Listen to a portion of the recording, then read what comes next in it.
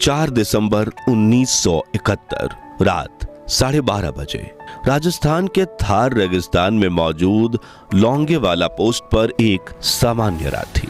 लेकिन तभी अचानक दूर से कहीं एक अजीब सी घरघराहट सुनाई देने लगी। सेकंड लेफ्टिनेंट धर्मवीर सिंह और उनकी टुकड़ी जो सीमा पर निगरानी कर रही थी, उन्होंने महसूस किया कि कुछ तो गड़बड़ है। धर्मवीर सिंह ऊंचे टीले पर चढ़े, अपनी स्नाइपर की दूरबीन से झांका और सामने का दृश्य देखकर उनकी आंखें खुली की खुली रह गईं। घने अंधेरे और उड़ती धूल के बीच उन्हें दिखाई दी पाकिस्तानी सैनिकों, टैंक और गाड़ियों की एक लंबी अंतहीन कतार जो तेजी से उनकी ओर बढ़ रही थी।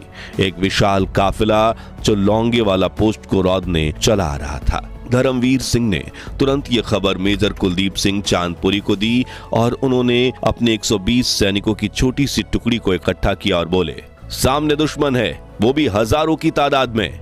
हमारे पास सिर्फ ये मिट्टी, ये बंदूकें और ये हौसला है। जो भी पीछे हटना चाहता है अभी लौट सकता है, लेकिन जो हारेगा वो इतिहास बनाएगा। और कोई पीछे नहीं हटा। फिर शुरू हुई भारत पाकिस्तान के इतिहास की एक ऐसी जंग जिसने 1971 के भारत पाक युद्ध का रुख बदल दिया।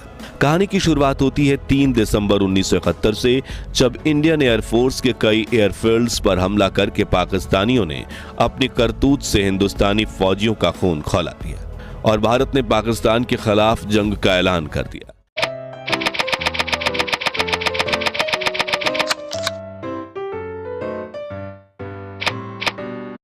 करतूत से हिंदुस्तानी फौजियों का खून खौला दिया और भारत ने पाकिस्तान के खिलाफ जंग का ऐलान कर दिया। पाकिस्तान भी जानता था कि ईस्ट पाकिस्तान में उसकी हार निश्चित है, इसलिए उसने वेस्ट पाकिस्तान की सीमा से लगे लौंगेवाला चेक पोस्ट पर सरप्राइज अटैक कर दिया।